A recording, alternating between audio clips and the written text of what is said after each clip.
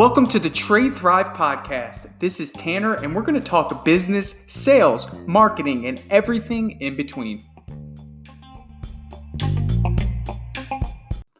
Welcome to the Trade Thrive podcast. I'm your host, Tanner, and today we are going to talk about Home Advisor and kind of just continuing our conversation from the last episode where we kind of broke down the barriers as to why Home Advisor works. And if you haven't listened to that, I suggest you go back to that because that's kind of our foundation of what I'm going to be talking about and teaching today. And I really kind of want to help you understand that, number one, I am in no way affiliated with Home Advisor other than a paying customer just like you if you decide to use them. This is just you understanding what my process looks like on how I'm able to capitalize on this service. Now, hey, look, if there's a new service that comes up and it's way better, I'm jumping ship and I'm going to that. But right now, at this moment, this is what is working for us. So I want to talk to you real quick about sales and really helping you understand the principles behind sales.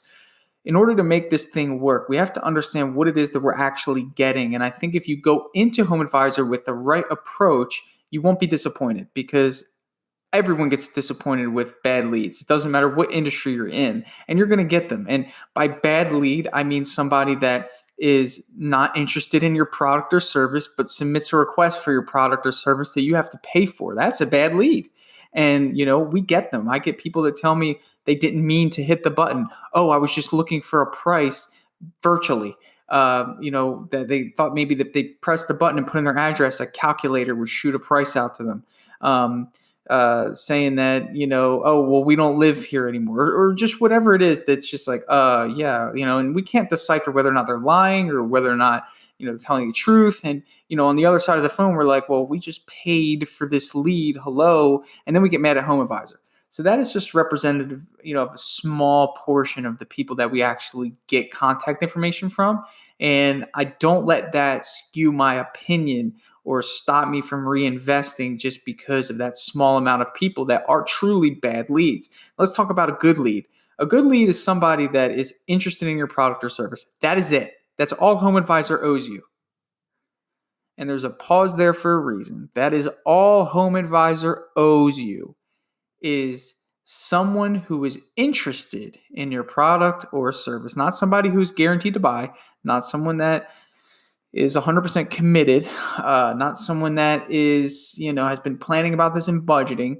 This is somebody that is interested. So for me, it'd be someone who's interested in having their house painted, and they find Home Advisor and they say, you know what, it might be a good idea to get our house painted. Let's see what Home Advisor does. And then they could get scared when people start calling them, or they can second guess things. Have you ever second guessed a buying decision when you're scrolling through Facebook and you get, an ad that pops up and you click it and you're like, and you go through it and maybe you put in your information, you're like, oh my gosh, I really don't even want to deal with this right now. Or maybe something came up. So we have to recognize that that's all Home Advisor owes us. And then from there, everyone approaches this differently. Some people are like motivated to get the service done. Let's get these estimates going. Some people are like, okay, I'm interested. I put that request out there. I'm going to revisit this next week, next month, next year, whatever. So it's your job to nurture these leads. And I want to talk about that today. I want to talk about what my strategy has been. Maybe you've been following me where you've seen something I've posted or seen something that I've recorded where I showed how much I actually spend on Home Advisor. And I think last year we were a little above $60,000 in ad spend. And you're probably thinking like, wow, that's crazy. Well, that only represents about 5% of our revenue. So if you had to spend $60,000 to, achieve the numbers that we've hit, it'd be a no-brainer for you too. So this is about reinvesting. This is about understanding. And most importantly, it's about having a process for how you go about leads like this. So in order to understand how this works, the first thing you need to do is understand that, number one, there's a few types of different leads. You have cold leads, warm leads, and hot leads. Cold leads are people that don't know that you are coming. So essentially, if you went and knocked on someone's door and said, hi, my name's Tanner, just wanted to know if you were interested in having your house painted. A cold lead is someone that you have to convert interest. So in other words, like you have to convince them that, they need your product or service. A warm lead is somebody who is interested in your product or service. That's what we get with HomeAdvisor. We get people that are interested. A hot lead is somebody who's ready to buy.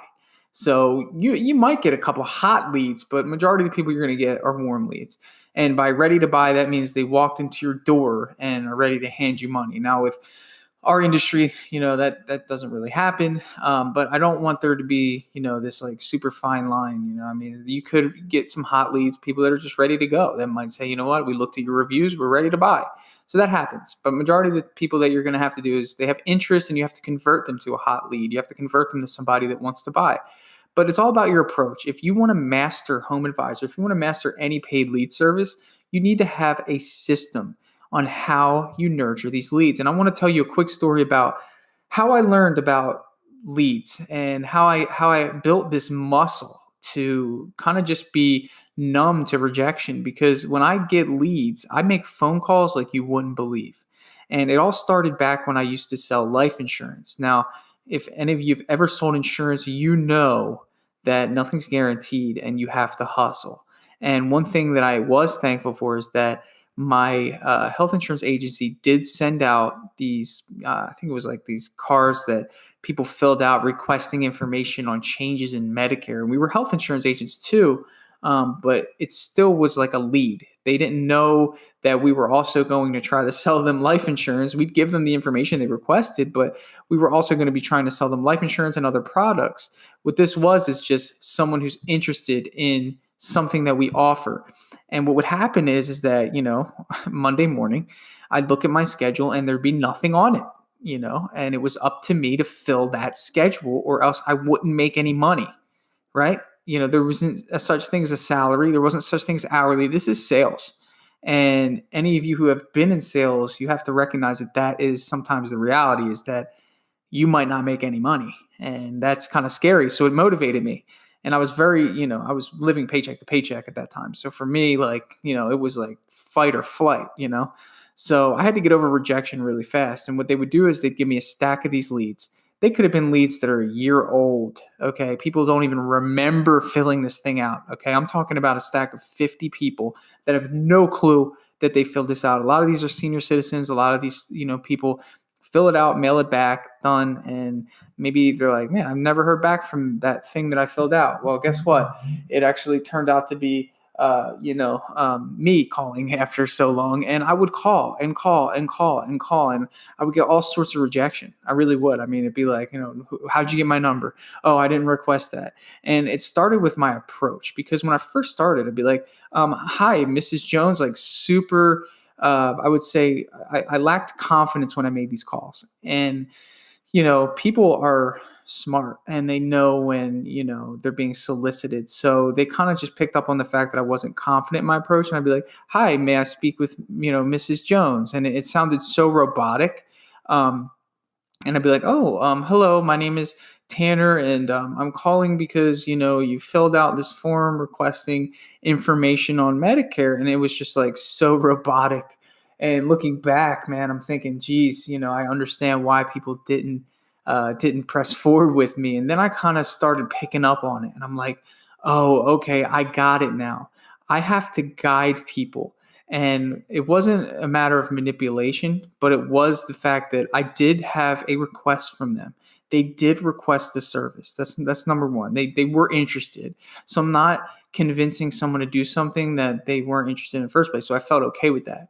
The second part of it is I can't go in there as if I'm not like a professional. So I changed my approach. The first thing I did was when I called, I immediately said their name as if I was their friend. I'd say, hey, Miss Jones. And it would leave this like open air for them to say yes.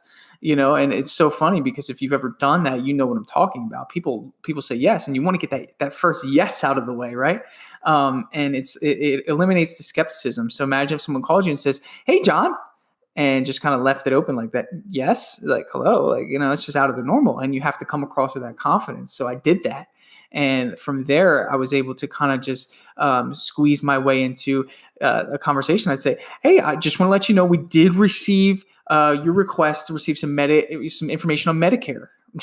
just like that. And then it turned into, hey, and I'm just like facilitating this, hey, I know it's been a while. I just want to let you know we did receive it. We just had so many requests. We're finally on your file right now, right? So I'm doing you a service, and I just wanted to know if you had Thursday available for me to come by and go over these changes with you. Direct. Okay, this is the most powerful sales advice you're going to get today if you're listening, because it works.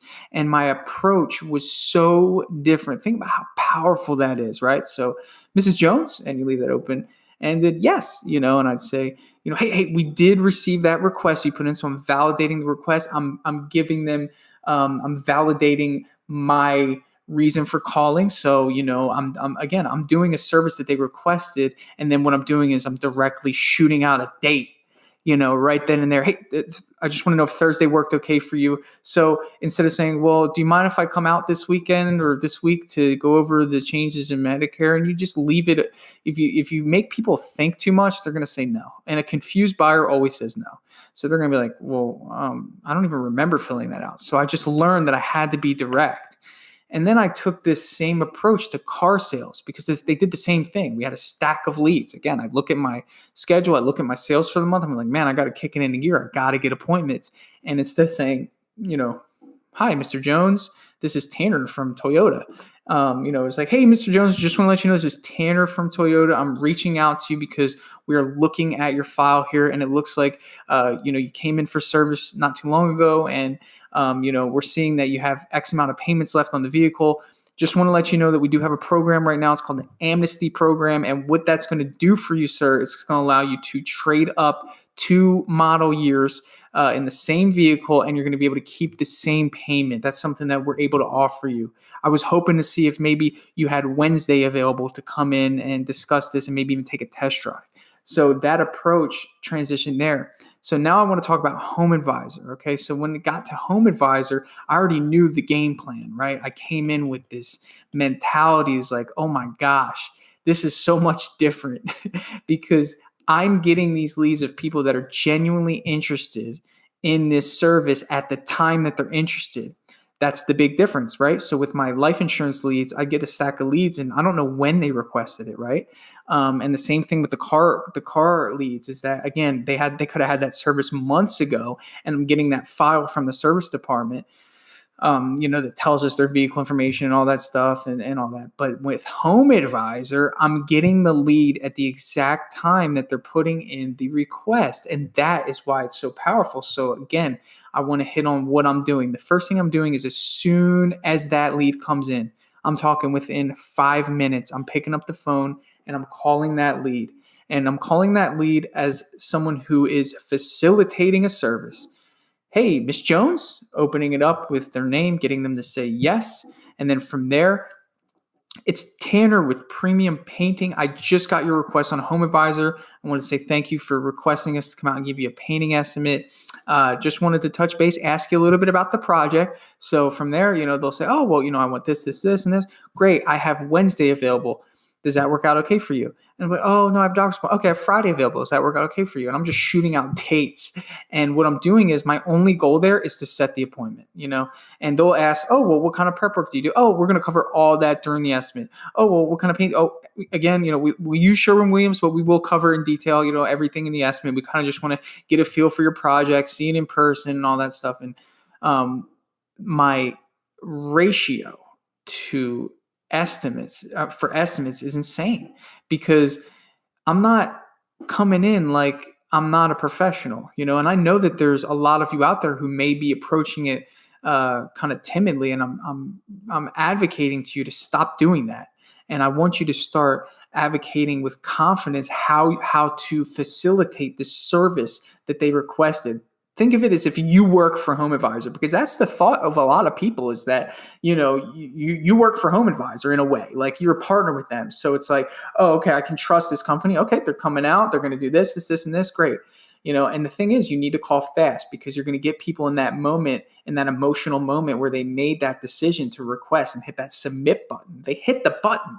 That's huge. They hit the submit button. Okay, they submitted that they want to get quotes. Now, you need to be the one to call them immediately so you can get on that list. Now, let's say you wait a day. Well, there could have been 3 other contractors that called, and now they're recognizing unknown numbers on their phone and they're just hitting ignore because they don't want to deal with you. They already got 3 estimates. How many estimates do people really want to go through? Okay, so that's the first part is the phone call and how you approach the estimate. Don't ask. And I'm not going to say tell, but just have confidence when you approach the estimate conversation and when you make that initial call. The second part of this is persistence, okay? You might not get them on the first call. You might not get them on the second call, the third call, the fourth call, the fifth call, the sixth call, the seventh call, eighth call, ninth call, or 10th call. I'm telling you, this is how it works. But on the 11th call, you might get them. And you have to have that persistence. And that is something that I developed in life insurance sales, car sales. What do you think? As soon as I called someone and it went to voicemail, which about 90% of them did, I just threw away the lead? No, I recycled them and called again the next time I sat down and called again the next time.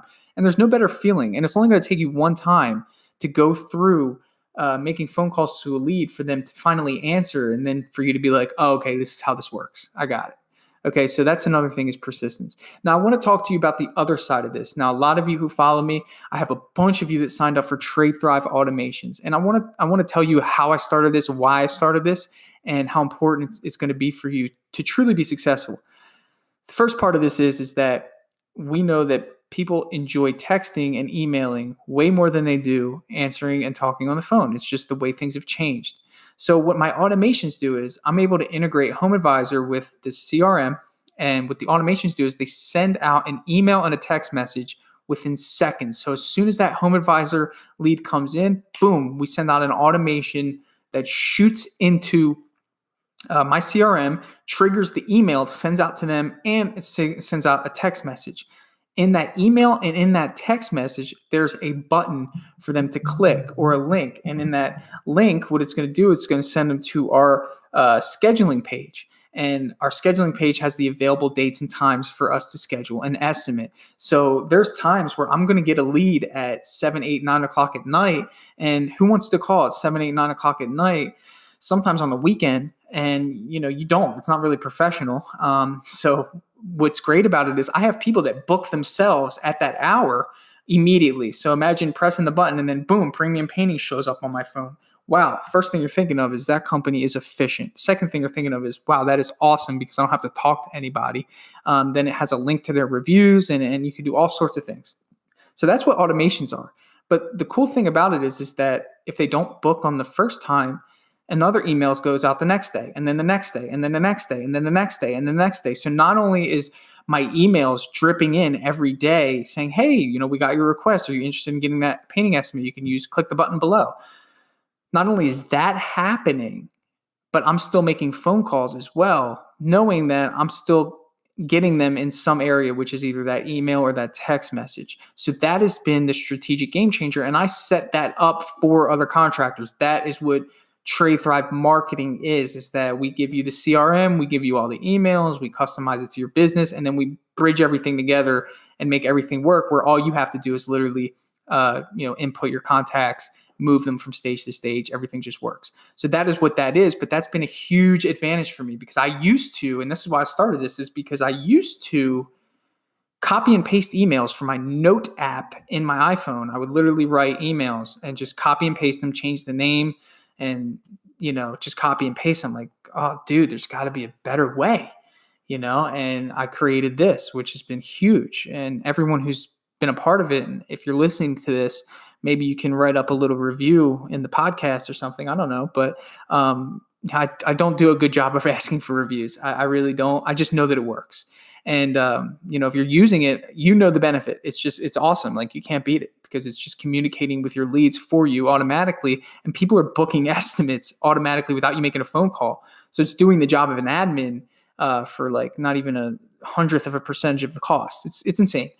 So anyway, getting to the end of this is that, have a strong closing process in terms of getting the estimate. That is your goal. Whenever you get a lead, the estimate's number one. Number two is making sure you have some sort of system, right? You want to be able to keep this information somewhere. And not only did the automations help that, but I have everyone's information. So if someone doesn't buy from me or I can't ever get a hold of them, I can always send them a campaign email in the future. I paid for their information. I'm going to use that information one way or another. So it gives me confidence. It definitely makes it that much more organized in my business to have all that information in one central location. Last part of this is make sure you are tracking your results. That is the last part, and this is where I'm going to close, is that tracking your results is going to help you reinvest. And, I always use this. I think I talked about it in the last episode. If you have $1,000 and you spend $800 on leads that don't convert, then let's say you have $200 that you got 2 leads from and they convert to buyers, and those buyers turn into, let's say, $10,000 worth of work. Okay. $10,000. Let's say you net profit $5,000 on it. Okay. Subtract 1,000, you have 4,000 left. Reinvest it. Okay. Because what that's going to do is it's just going to give you more opportunity to obviously multiply your initial investment. You need to track your numbers. You need to be able to justify. And that's a very, very, off example. 2 out of 10. I definitely, I believe in whoever's listening to this enough to know that you're not going to hit 2 out of 10. But my suggestion is to know your costs, know your margins, but most importantly, reinvest confidently. And the way you do that is knowing, okay, this worked last time. I'm going to do this again, and I'm going to get more business from it. I hope this helped. I hope this cleared some air about, what the approach should be with Home Advisor or with any paid leads in general. Again, you are paying for someone who's interested in your service, and it's your job to convert that person to a buyer. And anything less than a supreme effort at doing so is going to leave you disappointed.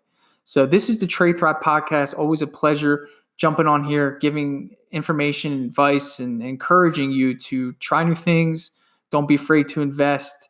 And always look for a system or a strategy to set yourself apart from the competition. If you haven't already done so, if you're a painting contractor, I suggest you head over to sellpaintjobs.com. It's a free calculator. It's going to help you use cost-based pricing to easily, accurately, and efficiently quote your jobs. It's free. I made it. It's free. It's awesome. I use it for every estimate. You're going to love it. Okay? That's my gift to you. Thank you for listening. I'll see you guys on the next episode of the Trade Thrive podcast.